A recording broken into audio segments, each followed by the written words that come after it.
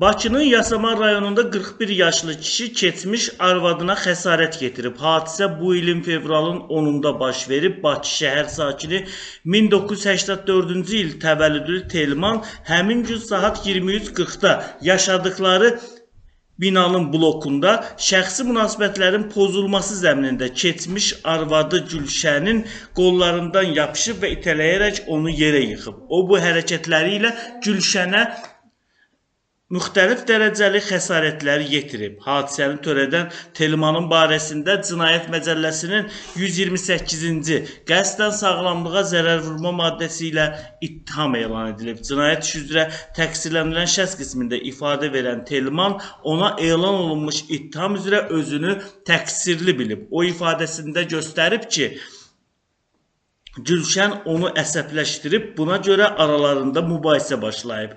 Gülşən uşağımı mənə göstərmir, mən də buna görə əsəbləşmişəm. Hadisə günü onun evinə gedərək niyə uşağı mənə göstərmədiyini soruşdum. O isə evi tərk etməyimi tələb etdi.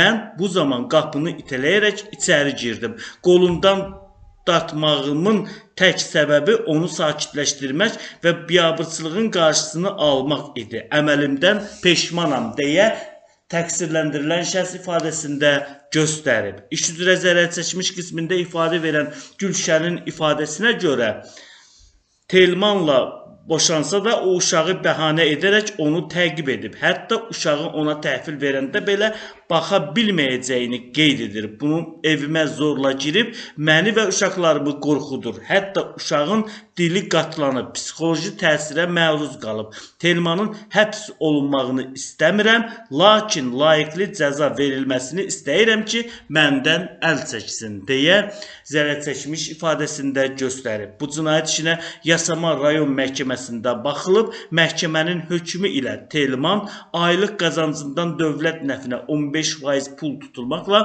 1 il müddətinə islah işləri cəzasına alıb. Hökmün icrası və onun yaşayış yeri üzrə Bakı şəhər probasiya idarəsinə həvalə edilib. Bundan başqa Bakının Yasamal rayonunda ər-arvad arasında yaranan mübahisə cinayətlə nəticələnib. Hadisə bu ilin martın 20-sində Yasamal rayonu ərazisində yerləşən ər-arvadın birgə yaşadıkları evdə baş verib. Bakı şəhər sakini 1972-ci il təvəllüdlü Xəlil həmin gün saat 17:00-da yaşadıkları evin yataq otağında arvadı Səmayyənin baş və qol nahiyələrinə vurub, nəticədə Səmayyə başının təpə nahiyəsində müxtəlif dərəcəli xəsarətlər alıb. Hadisəni törədən Xəlilin barəsində Cinayət Məcəlləsinin 128 qəsdən sağlamlığa zərər vurma maddəsi ilə ittiham elan edilib. Cinayət işi üzrə təqsirləndirilən şəxs qismində ifadə verən Xəlil ona elan olunmuş ittiham üzrə özünü təqsirli bilib. O ifadəsində göstərib ki, arvadı Səmayyəni aləm münaqişəsi zəminində vurub və təhqir edib. Bu hadisənin olmağına səbəb o olub ki, mənim 5000 manat dəyərində musiqi alətimi satıblar. Bundan əlavə arvadımın icazəsi ilə uşağım mənim notebook'umu da satıb. Mənim qazanc yerim o alət olub, münaqişəni zərər çəkmiş özü yaradıb. Buna baxmayaraq peşmanam, bağışlanmağımı xahiş edirəm. Zərər çəkmiş şəxslə barışıq əldə etməmişəm, əməlimdən peşmanam deyə təqsirləndirilən şəxs ifadəsinə belə yekun vurub. İş üzrə zərər çəkmiş qismində ifadə verən Səmayyənin sözlərinə görə əri tərəfindən ona göstərilən şiddət əvvəllər də dəfələrlə təkrarlanıb, hadisə zamanı Xəlil vuraraq mənim gözümü qaraldıb, məni boğub, təpiklə itələyib. Bundan qabaqki hadisələrdə onu bağışlamışam ki, aləm dağılmasın. Lakin ardı sırası kəsilmir. Artıq neçənci dəfədir ki, təkrarlanır. Boşanmaq istəyirəm. Odur ki, təqsirlənilən şəxsə cəza verilməsini xahiş edirəm deyə zərər çəkmiş ifadəsinə belə yekun vurub.